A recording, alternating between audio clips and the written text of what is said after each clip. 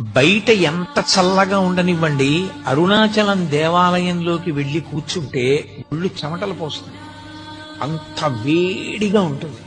ఆ వేడి నిజంగా అగ్నిహోత్ర స్వరూపంతో ఉంటే మనం తట్టుకోలేమని ఆ వేడి రూపంలో ప్రకాశిస్తూ ఉంటాడు ఆయన. కాదు కాదు, అసలు యథార్థం ఏమంటే అది జ్ఞానాగ్ని.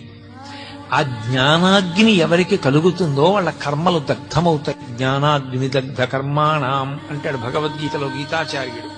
ఆ జ్ఞానాగ్ని వలన మళ్లీ పుట్టవలసినటువంటి అవసరం లేకుండా పాపములన్నీ కూడా కాలిపోతాయి సంచితముతో కలిపి. అంత గొప్ప జ్ఞానస్వరూపమే రాశీభూతమై లింగస్వరూపాన్ని దాల్చింది. జ్ఞానస్వరూపమైనటువంటి అగ్నిలింగం. అందుకే అరుణాచలంలో ఉండేటటువంటి శివలింగము భౌతికమైనటువంటి అగ్నికి ప్రతీక, జ్ఞానాగ్నికి ప్రతీక.